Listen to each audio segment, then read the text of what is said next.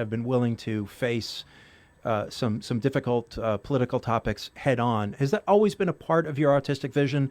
Are you drawn to difficult, thorny, complex political issues? Yeah, I guess what I'll say is Janet opened up to me a way in which, theater is a safe space to examine a scary world.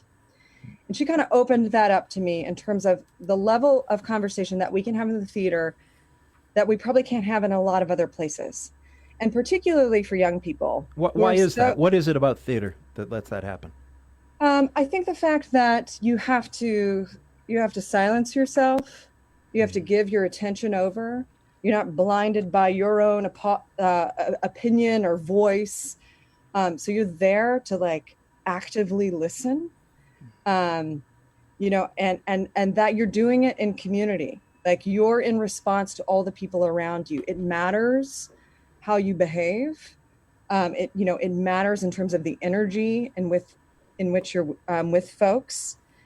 So I will say, like, Janet kind of opened that trajectory for me, and I really felt like, looking at the American theater, looking at it as a predominantly white institution, growing up where I did, I feel very fortunate in terms of, 40% of my elementary school was Black students.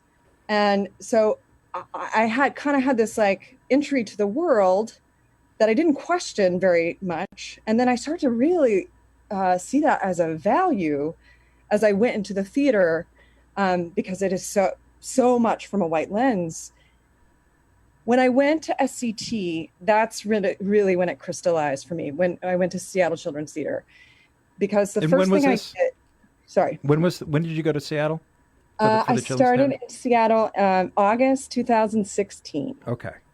And one of the first things I did with a small group of staff was just run data about who were the artists on stage, who were the directors, who were the design teams. And, the numbers before us, we couldn't argue with the numbers before us. It was, I can't remember the exact numbers, but it was overwhelmingly predominantly white artists in this institution. And then I looked at our patron base, which is predominantly Seattle Public Schools, which is such a richly diverse group of students, speaks 20 languages, and said, we have a real disconnect happening, and we have got to course correct. We've got work to do. We've got inclusion work to do. We've got equity work to do. And so that was a big part of my tenure there. And I feel very fortunate that Seattle, I think, is really, I wouldn't say leading, but like excited and engaged in the equity and anti-racism conversations. So we also got a lot of funding for that really helped us overhaul the institution. Yeah. So, we talked about the pandemic. You're coming out here in as the pandemic starts, but in 2020, it's also been a really divisive, heated year politically in the United States, and you're now looking to create some sort of vision for the MRT as this is going on. How does that shape what you're thinking about in terms of the plays you're going to do and the sort of work you're going to produce? Yeah.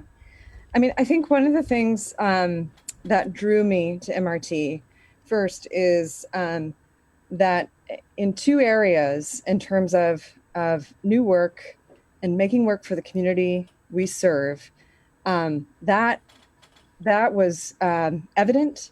That was primed. I felt it from top down board leadership, from the staff, a real hunger and need. And the theater had started to make some really important strides in the most recent years.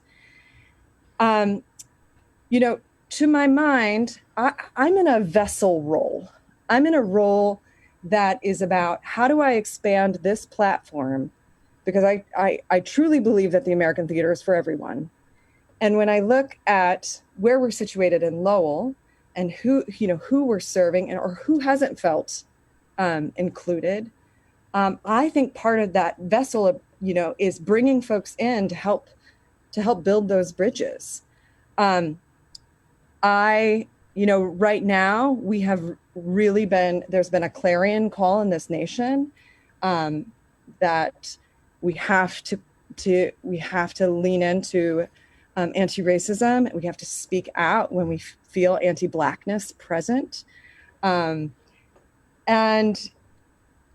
in terms of programming, I mean, that's also about like supporting those stories, supporting those artists, and making sure that we've given opportunity for folks who maybe are early in their equity journeys or early in their anti-racist journeys to have some on-ramps, So I think the theater has an opportunity to elucidate and educate and also celebrate, because I think this work can be super joyful.